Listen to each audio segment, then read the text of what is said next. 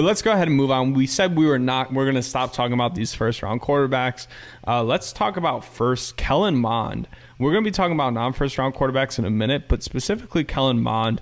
Patrick Finley asked him about the Bears at his pro day media session, and he said, I've had a lot of interactions with the Bears, and I definitely see a connection. I don't want to say any names, but I'm definitely excited, especially them being able to watch me in person. What would you think of Kellen Mond? It seems like the Bears are definitely interested in him.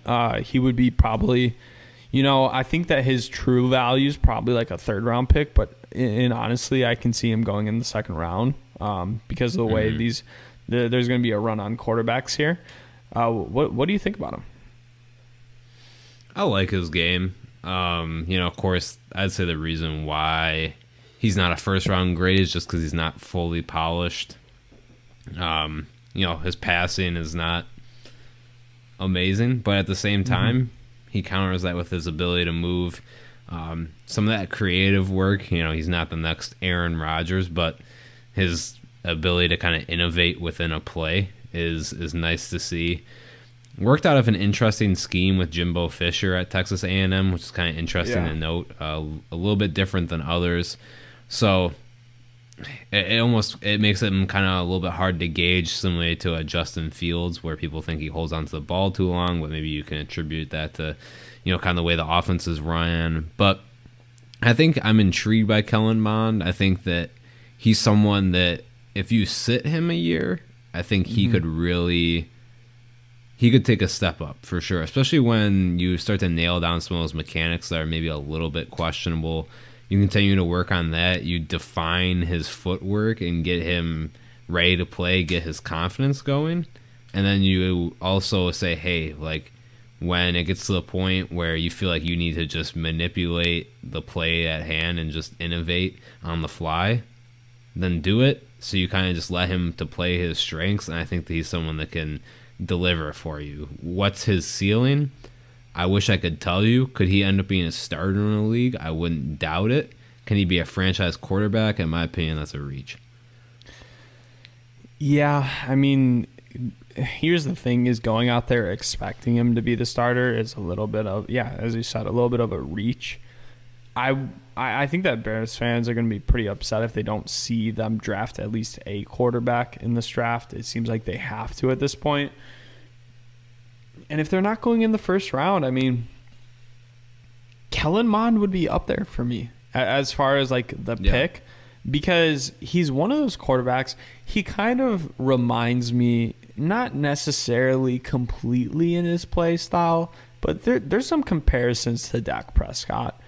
Coming from kind of a B-grade SEC school that has an offense. Obviously, Dak Prescott, coming from Mississippi State, has an offense that doesn't really give you a good look as to how they will perform in a pro-style scheme or a more, traditional, or even a traditional scheme or a West Coast offense, whatever it may be. But at the same time, they have these physical abilities that really make them look like they have an opportunity to potentially start in this league. He's like the Jalen Hurts conundrum, Yeah. Can he cut it? Yeah. Can he not? Same idea. But I'm even more confident with Kellen Mond in his passing than I ever was with Jalen Hurts. And if Jalen Hurts has the opportunity to make a shot at an NFL starting quarterback, I think Kellen Mond deserves that shot. Because Jalen Hurts, personally, I'm not that high on him after I saw him. I was actually pretty high on him in the draft for the Bears to draft.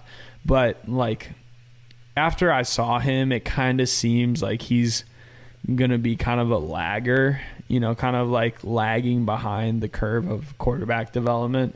I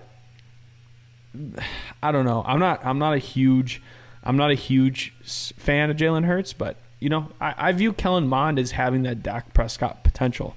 I think that he could be a starter in this league if he was given the opportunity to sit, and if the Bears are actually willing to sit him a year so that he could learn Matt Nagy's offense.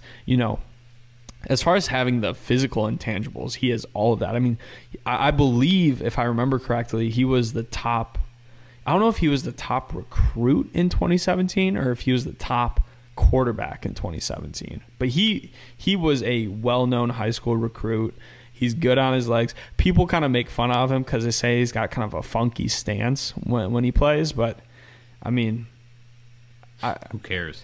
Here's Ultimately. here's the thing. If you're gonna take a quarterback out of the first round, you have to bet on intangibles essentially, and he has the intangibles.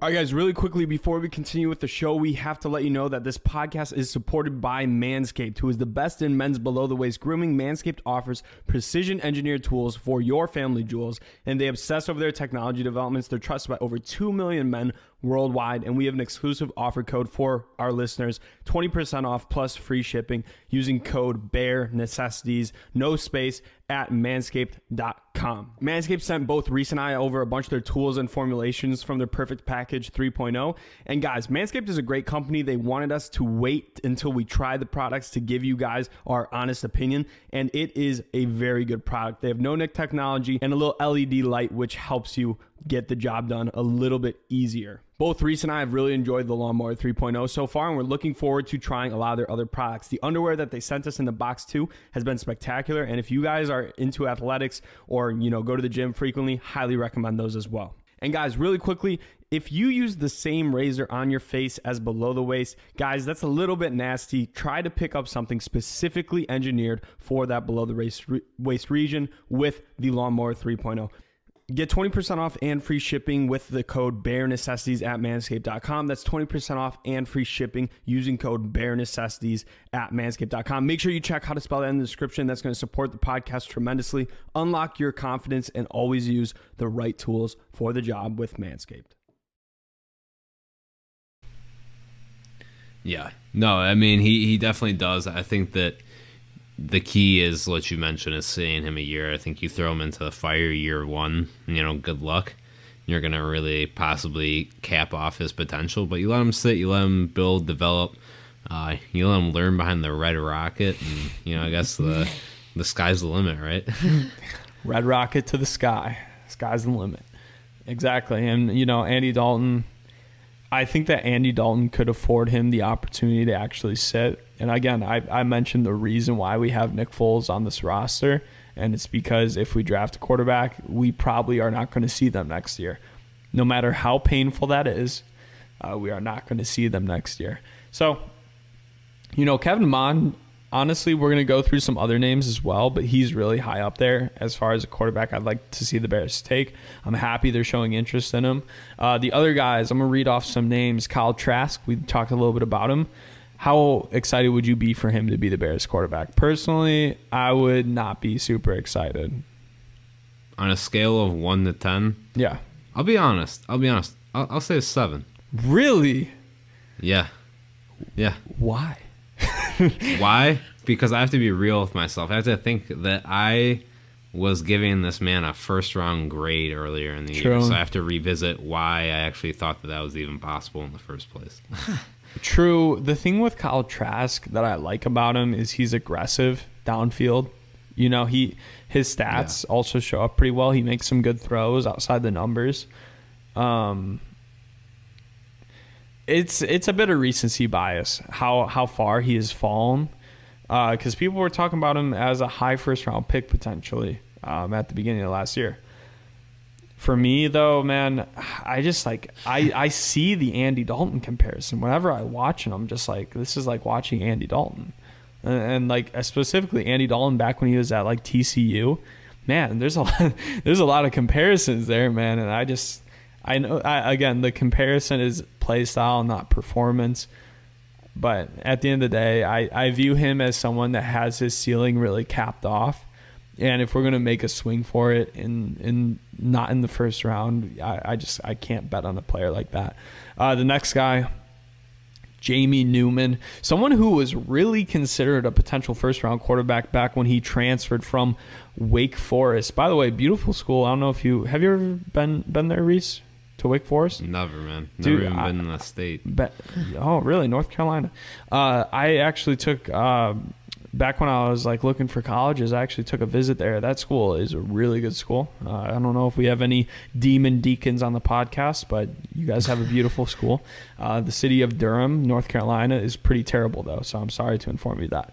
But but Jamie Newman transferred to Georgia. People are like, this is perfect. I was hyped up about him. He was rumored to go maybe even in the second round last year if he would have came out. But he decides to bet on himself, and then something out of his control happens with COVID. And then he decides to, you know, make the best decision, or what he believed the best decision for himself was, and opt out. So Jamie Newman ends up going essentially not playing at Georgia at all. But, you know, he has those intangibles. To me, Jamie Newman, I would be more excited about Jamie Newman than Kyle Trask, even though I think Jamie Newman has his own issues. He reminds me a lot of Teddy Bridgewater, like as far as a play style comparison. And I know that's not like going to excite fans, but the thing that I remember specifically with Teddy Bridgewater back when he was coming out was people were talking about how he wasn't a great deep passer, and that was kind of true with Jamie Newman as well, but he's consistently gotten better at it. He's consistently turned himself from, you know, he was more a runner at Wake Forest to becoming more of a passer now. He's got, you know, the height, intangibles, the arm, the release, you know, he does a good job, but I don't know, man, the lack of play time is also a bit concerning to me. Yeah, the lack of playtime is concerning. I'm with you kind of on the Trask part of it. Like, I think that he's more exciting than Trask. He's a little bit smaller of a figure than someone like Kellen Mond, but brings a little bit kind of the same abilities, at least in being able to bring like that athletic ability to the table as well. I think for the size that he is, has a fairly good arm. So, yeah, I mean, I think that he's someone that still has more to develop into his quarterback role. So you either take that as a big positive and say, man, he can either look even better than we know, or you can say, I don't know, there's a little bit of question as to how good he could actually be. Maybe he's, you know, like kind of suffers from a little bit like Trubisky, where it's like, oh, maybe he could, you know, really kind of recede a little bit. So ultimately, though, when you're taking someone like him, which I think would be a third, more than likely, possibly fourth round pick, taking those kind of shots as compared to, say, taking someone second overall, it really changes the way you look at that. Yeah. No, good. That's a very good point. Very spot on. We already talked about Kellen Mond. I'd be pretty excited for Kellen Mond. I think out of all these guys, I'd probably be the most excited for him. Just because I feel like there's upside and untapped potential there that I don't. Same with Jamie Newman, and maybe I'm a little bit focusing too much on the upside. But you know, if we're gonna shoot for a quarterback, at least we need to hope that there's something there. Yeah, absolutely. So let's move on. Ian Book, Notre Dame. I'll let you start this one off. I don't know, man. I mean, I have like really bad bias against Notre Dame, so it's tough for me to judge and like be non-partial. I will say this, you know, as far as Notre Dame quarterbacks go, I think that he did help elevate that team in a lot of ways. I think that, you know, if you took him out and replaced him with the next best guy, I think that there would be a clear drop-off. So I think he does elevate the other players around him. I do think that he has a pretty good skill set. I'm not fully buying into his decision-making, I guess. You know? I think that's really kind of where my main concern comes at. A little bit. When you start to see him play against top competition, he starts to slip up a little bit, so it's just concerning. Yeah, I can see that as well. I could definitely see that as well. Ian Book, you know, he, as far as like the height, weight, intangibles, he doesn't have a lot of that. He's a shorter dude. You know, not super sturdy either. But, you know, he does make some good throws. I have to say, I have to give him that. He makes some good throws, but, you know, it wouldn't be a super exciting pickup for me. And then the last guy that I have on our list is Davis Mills, quarterback for Stanford. A lot of people were hyping him up for next season, saying that he's a guy to watch that could potentially be a riser into the first round.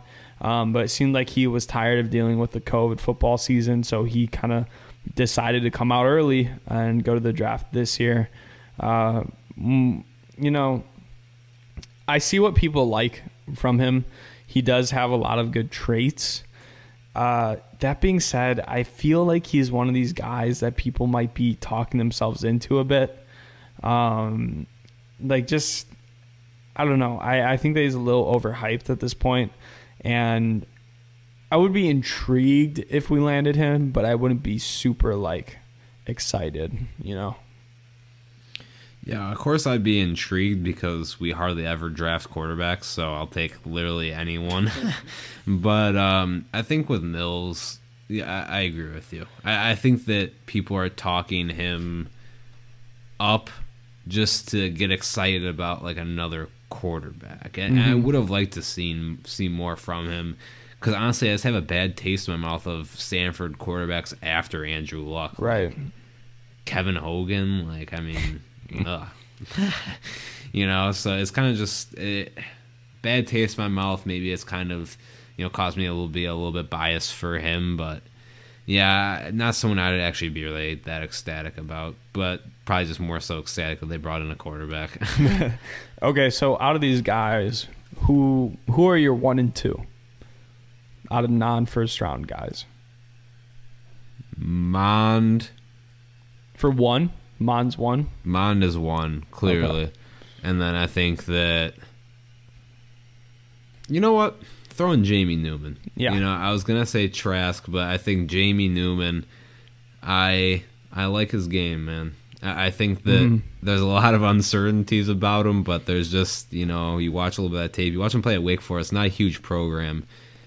He kind of put him on the map for at least a couple games, so I think that he's someone to at least, you know, as draft builds up, if you haven't watched any Jamie Newman tape, go ahead and crack that open and just let yourself see maybe a little bit what you're missing out on. Yeah, no, I completely agree with you. I'm the same list for me. Mond and Newman. If we end up with one of those guys, I'm at least going to have a little bit of intrigue for next season.